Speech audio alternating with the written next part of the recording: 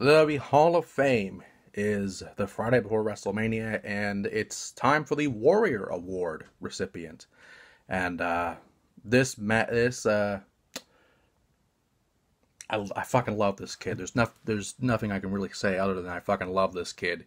And it's great to see the Warrior Award go back to its roots in a way, because of the first inductee was a kid, the late great Connor the Crusher, and now the newest recipient of the Warrior Award is little JJ, Jarius Robertson.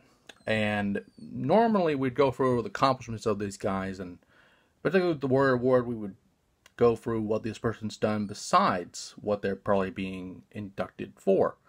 But there's not really much to go on with little JJ, because honestly, without these circumstances that I'm about to talk about, we probably wouldn't even be talking about him today. And it's awesome. It really is. Not that's none of the situations, but just that he's still kicking and he's still fucking great.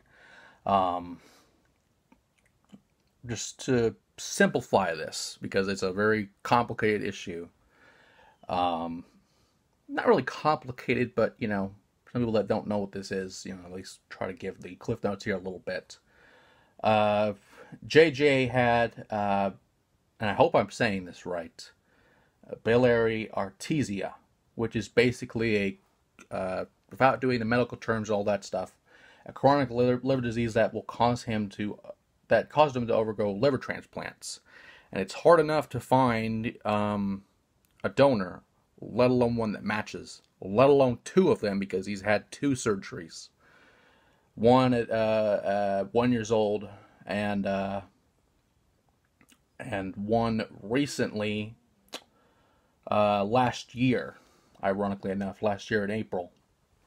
And it's just been a disease that's kind of, it basically eats at the liver a lot. And I don't really know the specifics exactly, but basically it will eat at the liver and destroy it to some degree, to where he needs a new liver. And, to have two surgeries, let alone one, is incredible. But now he's been, and you've seen him on the, the NBA All-Star game, with the Saints, as I think it was an honorary coach, I believe. I don't remember exactly. And of course, you've seen him as a backstage correspondent for WWE, in places like Tribute to the Troops and along other places. And you even saw the amazing thing with The Miz, which was great. And last year he was honored with the Jimmy V Award from the Jimmy V Foundation for Perseverance at the ESPYs last year. Or actually, no, excuse me, that was 2 years ago. And, this is a kid that is just incredible. I love this kid. And I honestly hope that the crowd is not going to shit on this kid. Because, honestly, this is his night. To where people have, many will have said over the years that you deserve it, to where that chant has gotten old, to where it doesn't really necessarily mean that you deserve it. They're just saying it. But this kid truly deserves it. He deserves his night. He deserves his honor.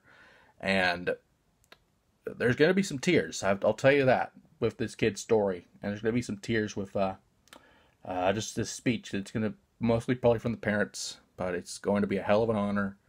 It's going to be a great night. And I hope the fans treat it that way. Because over the years, people have kind of been a dick at the Hall of Fame, and I've seen it up close and personal when I went last year to the Hall of Fame. Or actually, no, excuse me, that was 2 years ago, because it was WrestleMania 32.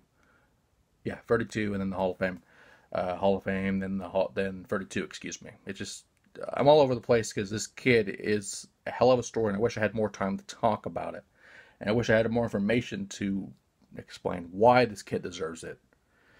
But he really does. He's a hell of a story. He's a hell of a kid. And I really hope the Hall of Fame doesn't, the crowd doesn't make this a bad moment. It makes it a good moment, because this is his night, and he truly deserves it.